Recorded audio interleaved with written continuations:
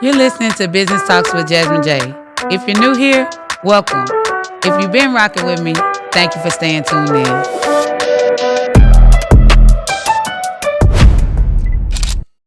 What's up, y'all? It's your girl, Jazmin J, and welcome back to Season 2 of Business Talks with Jazmin J, where I like to talk to founders, CEOs, and change makers that's out here building something that lasts.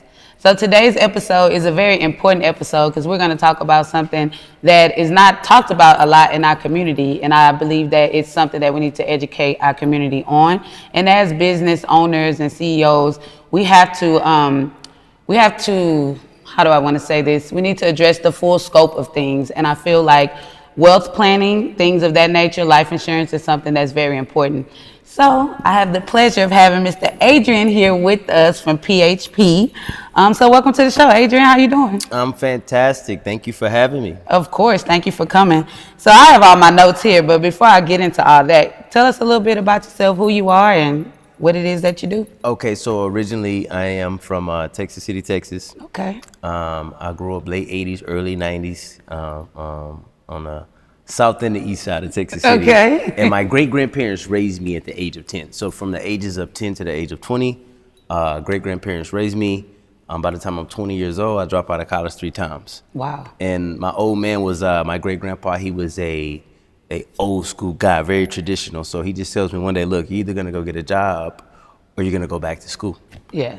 And I had told him I was gonna go get a job so many times. He didn't believe anymore. He goes and he tells the United States Navy as a grandson that needs a job. I'm voluntold to go to the military. I wind up doing 12 years U.S. Navy. And while I'm in the military, I stumble into insurance and financial services, quote, stumble. Yeah. And I like it. I'm intrigued by the industry. I don't really, know much about it, but I do get started because I like it. I get a license. Eventually I become a broker in a company. Start to understand the importance of insurance and financial services, and the benefits of the knowledge and the wisdom. And it changes my lifestyle. For sure. It changes me. I go to, experience some success in the industry. And initially I was in California when I got started in insurance. And so let me ask you this. So when you got started in insurance, you were still in the Navy? Or you were out of the Navy? Yeah, I was transitioning out. I was towards the end of my career when I got my license. In California? Yep, in LA. Okay. In LA. Okay, so what started intriguing you about so before we even get into the insurance, because we're definitely gonna get there and unpack, but just your time in the military. I know we talked a little bit off camera, but what were some key things you took away from your experience in the military? The military, I think the biggest thing that it gave me was discipline. Because up until, going to the military, I didn't know what it was like to get up at a certain time every day, take my lunch at a certain time, have to be back at my desk at a certain time, you get off at a certain time, and there was a schedule that you had to maintain. So the biggest thing for me was discipline in the military. But it also, we kind of talked about this behind stage, it kind of taught me how to work with people and be a professional. Because when you work with people, you may not always like people. Right. But when you're in the people business, you always gotta, respect people and treat them with care. So definitely. So speaking of you being in the people business, would you say that financial services and insurance is a people business? 100%. 100%. Look, if you don't like people, insurance and financial services, it's just an industry that you're not gonna get around working with people. You gotta like people. You gotta care about people. Yes. So how do you feel like in human resources prepared you for the work that you do now? I know you say it's the people business and it puts you into people, but is there any skill sets that you learned in doing human resources that you still use today? Just communication, being able to properly communicate with people. Yeah. I think it's a very underrated skill set. Just being able to communicate and express yourself, especially when you're dealing with different people on a daily basis, always been able to connect. Yeah. So the communication was huge. And I feel like it also probably gave you a level of diversity. I know in my last career, we did a lot of diversity training. So it teaches you how to work with people from different places and people with different beliefs and different religious beliefs and things like that. And so now when you're talking about dealing with people with life insurance, it is very important to understand where they come from and what their thinking is, right? And what they believe in. Yeah. Because some cultures, they have a different perspective when it comes to insurance. Mm-hmm. You know, in their religion, they may believe a certain thing about insurance, so they may not be allowed to partake in a couple things as it pertains to insurance. So Yeah. most definitely, the military prepared me to work with people from all different backgrounds, ethnicities, different cultural upbringings, things of that nature. You're spot on. Okay. So in both fields, in human resources and what you're doing now with insurance, you're always helping people plan for the future. So what's the biggest lesson about the importance of preparation? You ever heard the phrase, people don't plan to fail, they fail to Actually, plan? I have, yes. So that's true. That's so true in real life that, you know, when you're not preparing for the future, how can you expect it to go the way you envision if Exactly. you're not preparing for it? So preparation is everything in life when it comes to finances, insurance, being prepared for the moment that you can't predict. And if we know Exactly. anything about life, the more we live, the more we understand life is unpredictable, and at any moment Things could change. things could change. For sure. So speaking of that, let's get into the whole life insurance and life insurance being used as a tool for stability. Because one thing when I first started, I always knew about life insurance. My previous job, they always educated us, offered it to us and things like that. But it wasn't until I started to get into the business and studying for my test and meeting y'all and all the educational things, I'm like, oh man, I started doing research and I realized that our community looks at life insurance differently. We look at life insurance to bury and not to like set up the future generation or for like stability in the future for future generations. What are some common things you have seen in working with different cultures, like some misconceptions when it comes to life insurance? I would say one, life insurance is not just about death. Yes. You know, because when you talk to people, and one of the most common questions I ask people is, hey, when I mention the word life insurance, what's the first thought that comes to your mind? And what people say is death. Well, today there's so many different uses. People leverage their cash value for different reasons.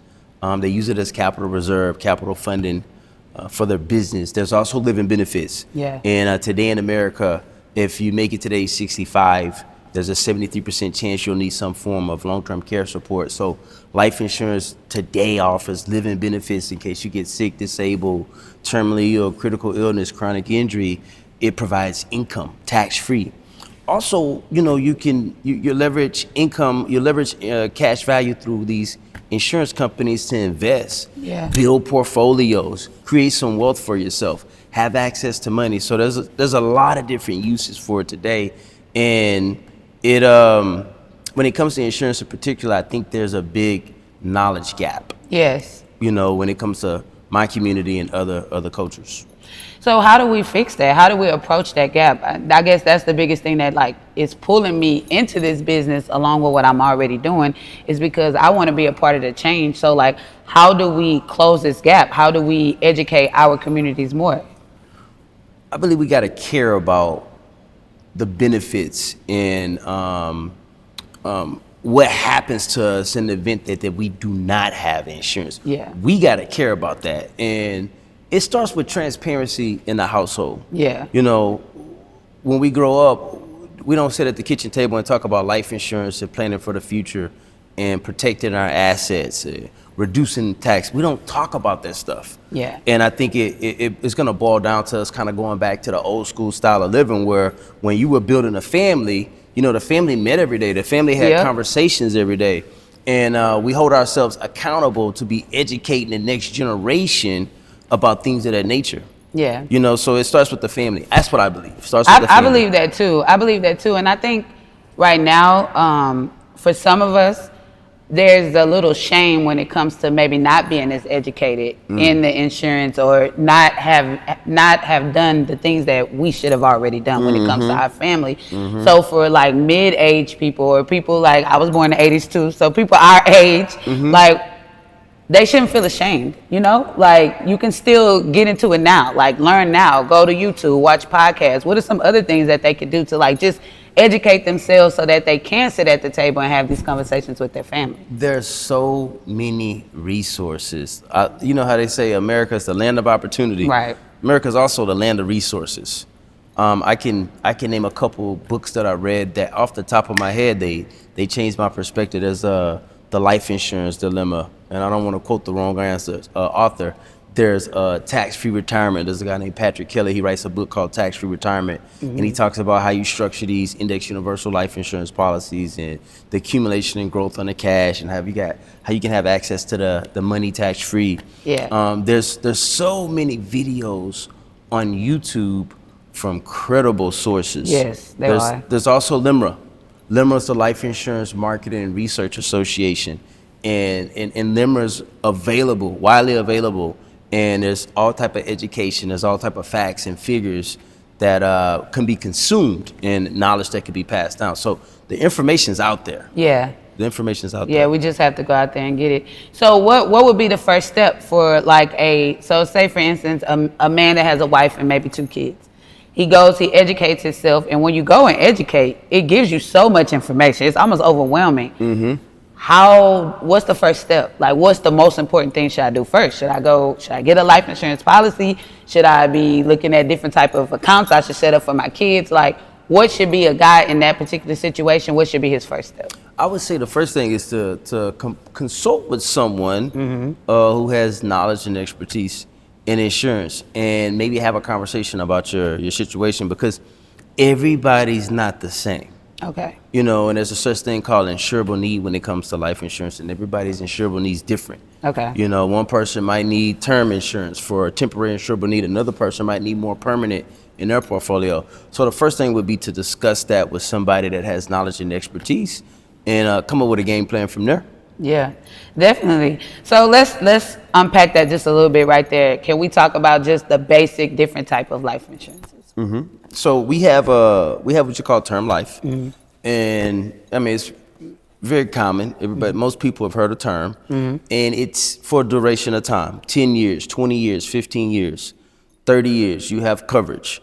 If something happens to you during the duration of that policy, the death benefit pays out tax-free. Okay. But if the client outlives the duration of that policy, then they have 2 options. Either they're going to let the policy lapse, or they're going to have to renew it. Okay. So that's term. And then there's permanent. Right there with term, give me one pro and one con. Give you a pro. A pro of term insurance is, in its initial stages, is very affordable. Yes. Term is the most affordable plan on the market. Agree. The downside is term isn't suitable for everybody. Right. I'd say it's not suitable for everybody at certain phases of their life. So you just can't plug and play anywhere with term. But the upside is it's very affordable. Okay. All right, so we move to the next We one. can talk about, so then there's permanent. And then permanent, people think, there's a misconception. I think you asked me something about a misconception. Yeah. So especially my community. When I tell a person, when we talk about permanent insurance, the first thing they say is, oh, you talking about whole life, right? Yeah. And whole life is a form of permanent. It's a type of permanent insurance. It's a fixed interest rate product where you're going to grow cash inside of a policy at a fixed interest rate, 2 to 4%. And you're going to get a permanent death benefit. You're going to get a guaranteed death benefit that's going to pay out tax-free the day the client passed away. It's whole life. Universal life, a little bit different. Whole life more so structured for death benefit. Universal life more so structured for living benefits, i.e. cash value, terminal, chronic, critical illness. There's a flexible premium on the universal life policy. So how you fund that policy, it could kind of vary. Then there's index universal life. So I said universal life. Now I'm going index. What's the difference? Yeah. Well, the difference is the index universal life insurance policy, when the cash is credited, is based off the performance of a stock index. Okay. Right? And then there's final expense, which is a form of whole life policy, but it's a final expense, it's a simplified issue, it's a burial policy. It's for people, like, as they get older, maybe they have health complications, they still want life insurance, they still have a post. Final expense is a great way to get people insured, that may have pre-existing conditions. And that, I'm glad you mentioned that, because that was going to be my next question. Say, for instance, I haven't had life insurance all this time. I educate myself. I recognize I do need life insurance, but I already have a documented health, like sickness or illness or something like that. But there's still something out there for me, right? Yeah, depending on the pre-existing condition. But for the most part, when it comes to insurance companies, some of the big no-nos are when you have conditions of the heart. I think Yeah. that's important that people know that, because the heart's such a vital organ. It's so important. So conditions of the heart are hard to get people approved for. Maybe like an active cancer, Yeah. something like that. But for the most part, you've been free of any illness or disease over the last 2-3 years. You can apply for a policy. Okay. So that's the insurance. So what are some other things? Because I see it's always like financial planning. So it says not just insurance. What are some other things that are offered when it comes to like financial planning? What we do, we operate a lot at PHP in the retired income, retirement income space. And, for the most part, we do annuities, fixed and index annuities. And That blew my mind. I have to be honest. I was not educated on annuities at all. me and neither. I was just like, oh my goodness. That makes two of us. Yeah. We don't grow up in a house we're not sitting at the kitchen table when we're growing up talking to mom, dad, grandma, and grandpa about annuities. And I'm talking that wasn't the conversation. But in the annuities, they operate in the retirement income space, and what they do is, you take a lump sum of money, or you can, contribute to one monthly, accumulate and grow a financial nest egg inside of these accounts. And, over a 7, 10, 15-year period, when you decide that you want to take payments after the money has grown inside the annuity is going to give you an option for a lifetime income. So it'll give you protection. It'll protect your money. It'll give you safety, so you're not worried about it. It avoids probate. So it's not something that you're ever going to have to go to court to fight for mom and dad's annuity. It avoids probate. And it'll give you a lifetime stream of income, the guaranteed income. And today in America, it's kind of hard to get a guaranteed paycheck. Right. So Social Security, we're hearing things about Social Security is not going to exist within the next 6-7 years. Yeah. That's a form of guaranteed income that historically Americans have depended on when they became of age. Right. There's pensions. It was very traditional at one point in America to go work for a company 20 years, 30 years, and collect a pension payment. And typically those pensions would pay you a lifetime. So that until you pass away, you had a paycheck coming in, because even though you retire in real life, guess what you still have? You still have expenses. Yep. So you need a guaranteed paycheck in retirement if you're gonna be retired. So what an annuity does is it acts like a pension. It acts like a Social Security paycheck, and it'll come in until the day that you pass away. And you can structure them for yourself. That's what the part that blew my mind. I'm like, man, I really have to educate myself more. So what would be like the perfect, I wouldn't say the perfect situation, but like, what is the ideal situation of a person to say, okay, I should probably start looking into annuities? An annuity. Okay. One, maybe you left a career and you have like an old 401k. And typically when you're working at a company, you have a 401k, you can't access it. Right. Unless you retire or leave the company. So when a person has left a company and they're like maybe transitioning in between careers, they can roll that 401k over into an annuity. And that 401k, we love the 401k because it gives us market upside, but what's the downside of having 401k? We deal with volatility. So for someone that says, hey, I want to protect this money, rolling over a 401k into an annuity is an option. Another one is maybe, you have parents, grandparents, they're approaching 59 and a half, age 60, 65, and they have money maybe invested in mutual funds, stocks, IRAs, but they don't want to deal with the volatility. Because as you get older, you know what you don't have much time for? What? Recovering from losses. For real. So if you want to protect that retirement money, that investment money, that IRA money, an annuity is a great way to protect it and still get some upside growth, and not, be worried about volatility. Yeah. I think one thing I've learned the most in the short time I've been in the industry or learning about the industry is that planning is so important, because once you're already there, it's almost like it's too late. So it's like planning ahead and then knowing all the products, you really could set yourself up for success. Yeah, the biggest thing about these products, annuities, these insurance products, is we call it in insurance the eighth wonder of the world, and that's compound interest. The only thing about compound interest is it takes time to compound. So you need a little time to let it compound and work for you. And if you fail to plan, what you're doing is not allowing compound interest time to work for you. Yeah. So we work hard for our money. Why Let not our money work hard for us. Yes, right. So we got to give it the right amount of time so it can build and grow for us. Yeah, that makes so much sense. So, what's the biggest difference you've seen in families who plan versus those who don't? Quality of life in retirement, big difference. Yeah, You got one family that failed to plan in retirement is very faint. It may or it may not happen. And usually when families don't plan, you see the elder members in the family, 60 years old, 65 years old, 70 years old, they're still working. yeah, And then the families that plan, when it's time to retire, they actually retire. yeah, You know, when they want to go out, travel, see the world, spend time with the grandkids, the golden years. Retirement is supposed to be golden years. yeah, Ages 65 to 85, you're in your last chapter of life, you're in your last 20 years. You're supposed to enjoy it. Right. You know, and the families that plan, they can enjoy it. The families that don't plan, that last 20 years is Could still be extremely rough. it's still work. Yeah. You know, there's a lot of hustling. Yeah. I don't know about you. At 65, if I'm hustling, I want it to be by choice, not Definitely. by force. Definitely. I'm hoping not to be doing all Yeah. hustling by then, but if so, I do want it Yeah. to be by choice. Choice. For sure.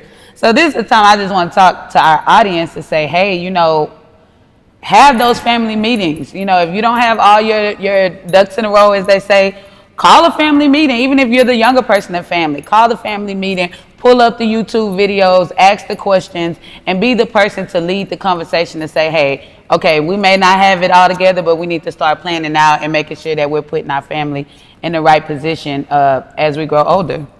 I agree. Definitely.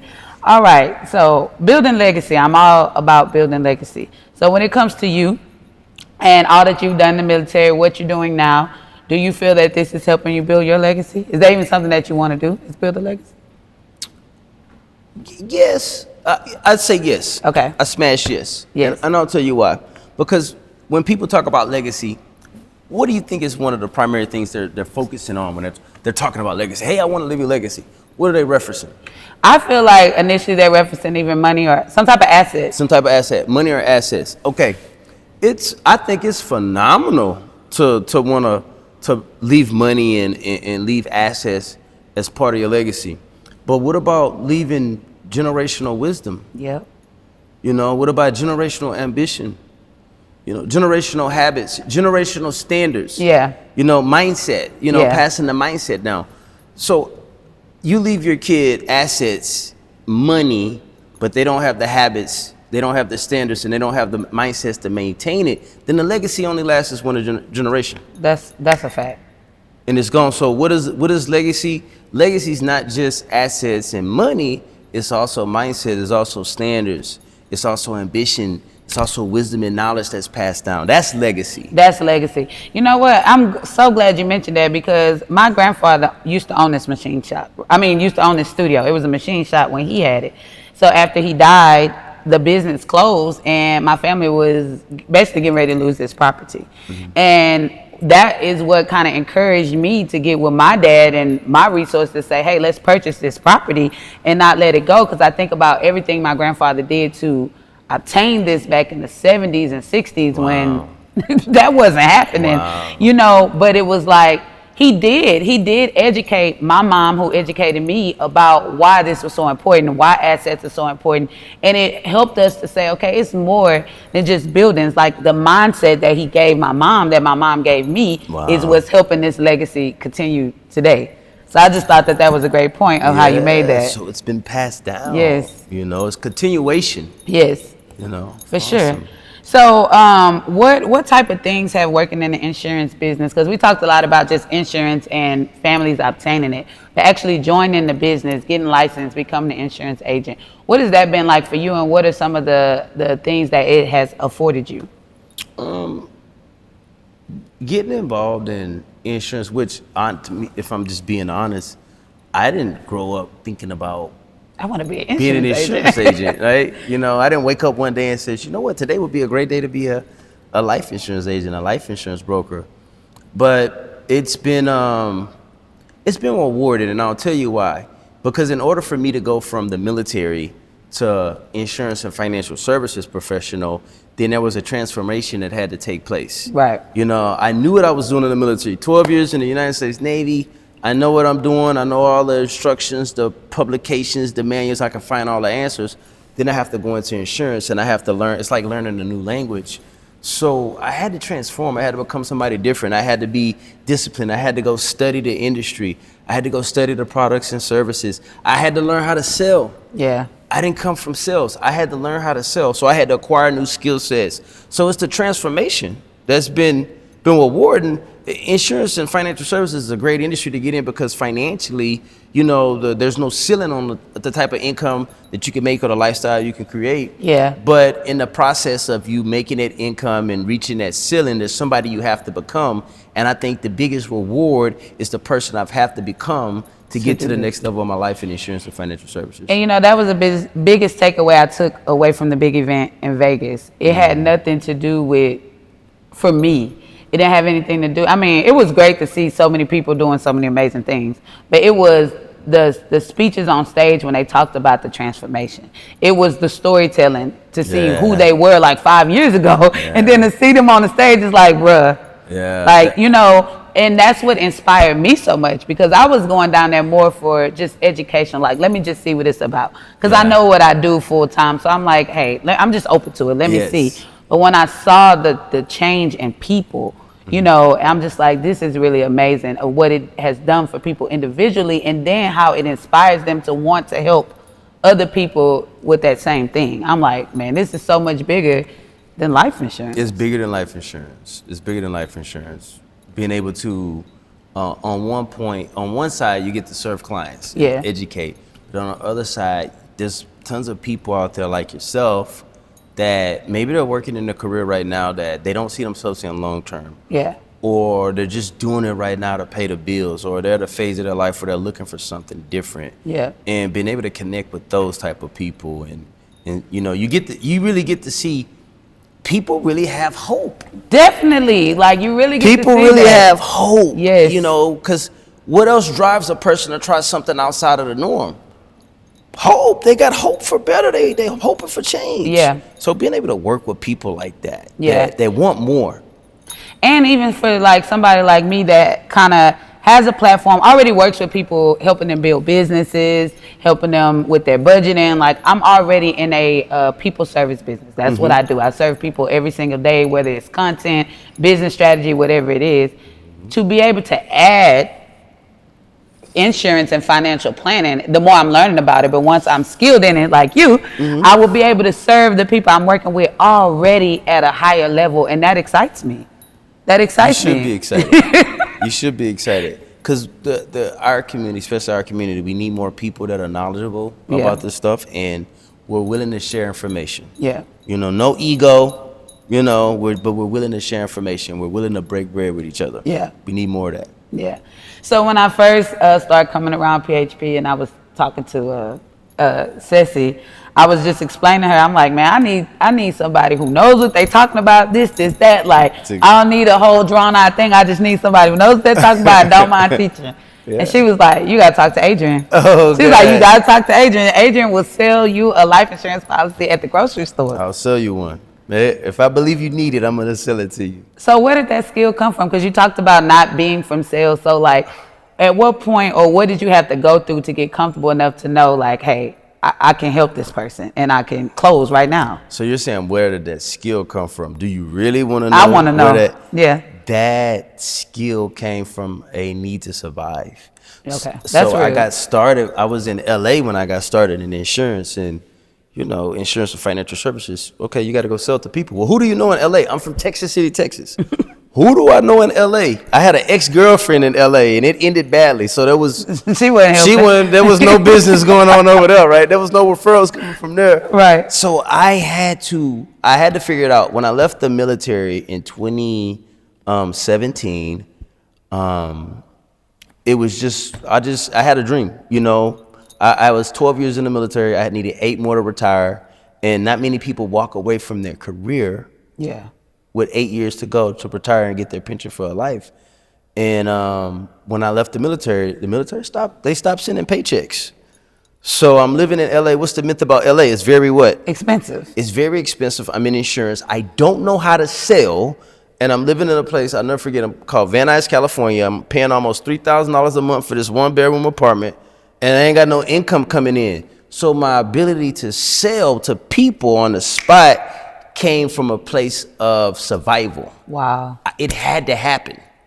It was either that, it was sink or float. Yeah. You know, it was swim or die. Yeah. So it just You got out there and start swimming. It had to happen. All right. You don't know how tough you are. You don't know how strong you are. You don't know what you're capable of until you're put into a situation where it's survive or die. Yeah. You know, and that's kind of what it was. Yeah. You know. I was telling you off camera that yesterday I went to speak to some high school basketball team, and I was talking to them about that, and one girl asked me, like, how do you have the courage to just keep going no matter if it goes right or wrong? And I said, what my dad probably thought was the worst thing at the time. I said, I became a parent at 17. So I ain't had no other options. Like, my back been against the wall since then. And then, not to mention, I had 2 more before 21. So it was like, hey, something had to shake. I got to make something work, you know. But I'm grateful for that because it gave me what I'm able to do now. Like, whatever happens, I'll have my moment, I'll dust it off, and I'm getting back up because I don't have a choice. I have people depending on me, counting on me, and I don't got a lot of time. Like, my oldest child is in college. Life is real. Life is so real. Mm-hmm. I was Life happy is when she real. decided to come home because that out-of-state fee is something. It costs money. Costs so much money. So as we close out, your work is about serving others, whether it was through HR, the things you did in the military, or what you're doing now. How do you stay mission-driven in what you do? How do you stay mission-driven in what you do? I think, honestly, that, and I told a guy this yesterday, I'm in the office. I told a guy this, I said, hey, if you can figure out, if you can seek some clarity on your purpose, you know, why you do what you do, I said, it'll give you the endurance to keep going. Yeah. You know, it's like, well, how do you stay mission, you know, centered and focused? Well, you realize the big picture. Yeah. You know, you understand why you do what you do. You're not just doing it to do it.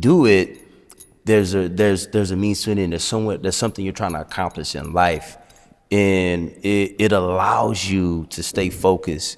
It allows you to stay grounded, and it also gives you the perseverance when you may face trials or tribulations or tough times. It's purpose. Yeah. Being purpose driven, and you know, everything else kind of falls in line with that. Man, that was so good. That's so good. So what does leadership look like when in this business of insurance is really built on people trusting you? So what does leadership look like when your business is built on trust? Leadership in our business, especially when it's built on trust, it's transparency. Yeah. It's accountability. It's you having empathy.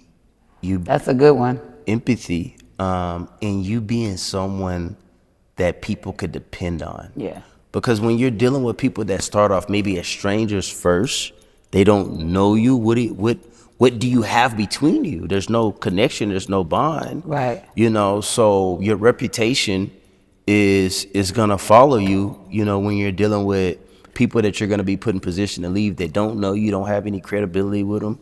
You know, reputation, transparency, accountability. That's what leadership looks like. And then having the moral authority, leading by example. Yes. That's leadership. Yep. It's like it's let me show you how it's done first so you can go do it. I'll do it first. For sure. For sure.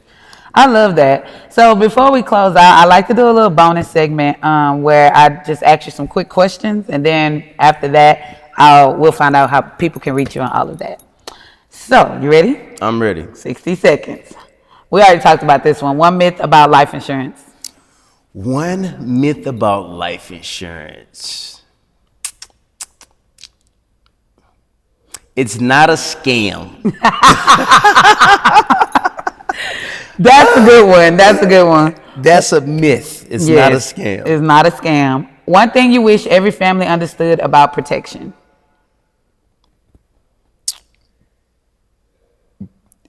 If you don't have it, you're setting your family up for failure. That's good. Most rewarding part of helping families plan? The most rewarding part,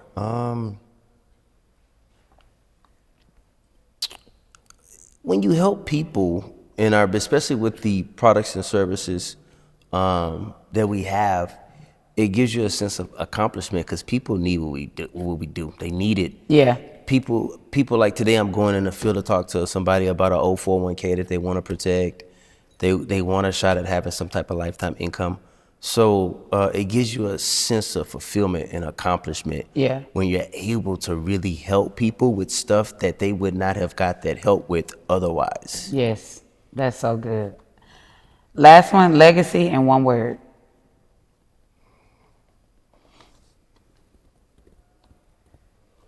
As far as what it means to me? Yeah.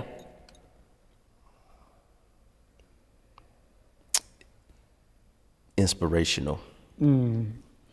Okay, that was good. I love doing the little quick questions because You're on the spot. It's on the spot, and it gives you more insight on that person. Yeah. So yeah, I enjoyed that.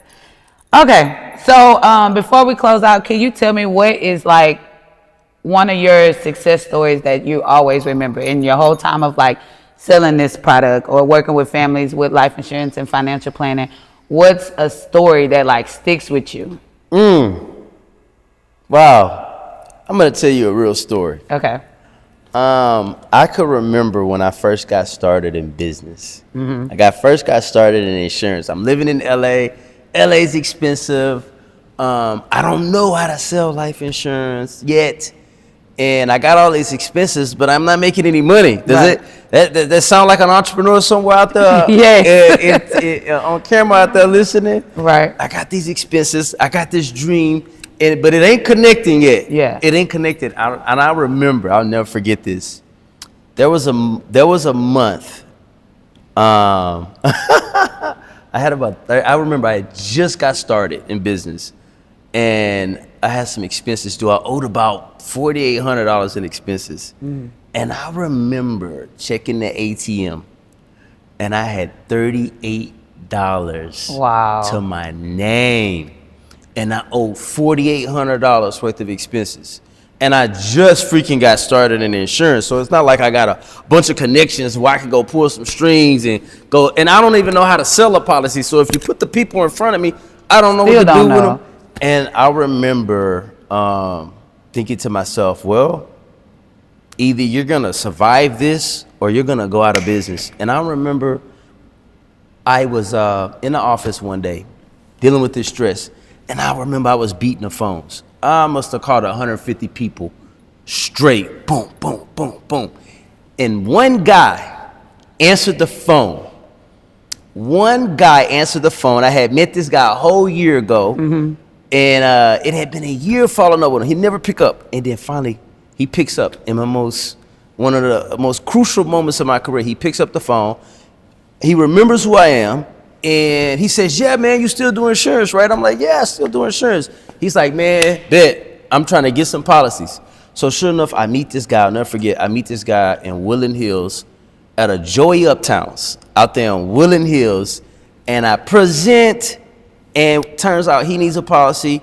His 3 kids needs a policy, and he wants to get one for his fiance. I wrote about 20,000 points in premium. The commission was about $18,000. Boom, I paid my expenses off, and I stayed in business. Wow. And I was that close to going out of business. But until the last minute, I was pushing, and I was fighting because I refused to give up. Man, we're done, y'all. That's the best story, okay? Listen, rewind and listen to that again. That's so important because you talk about giving up right before the miracle, you know? Yes. And I had a similar experience when we went to Vegas for the big event. I was struggling in my other businesses just in my mind, right? I'm just like, I'm over it. I'm tired. I'm ready to. So then it was a lunch break during one of the days. I'm down there getting food with my daughter. I'm actually on the phone with my team. I'm crying. I'm just like, y'all, it's a lot. Like, I'm going through a lot. Just figure it out. And I go back in there, and Chris Hart and his wife is on stage. Wow. And they pull up the pictures, and her on the bed, pregnant with the kids, and just their whole story. Trying to figure it out. I said, after that, I called my team back. I'm like, hey, keep pushing. I'll be back in a couple days. And we're going to make this thing work. Gave you some perspective. It gave me some perspective for sure. Mm-hmm. So, Adrian, your story reminds us that protection is love. Like, that's what I feel like at the end of the day. If we really love our families, if we really love the people we're connected with, and just the community that we serve. If you heard something on this platform that helped you, do me a favor. Follow, like, subscribe, and share so that we can help the next person.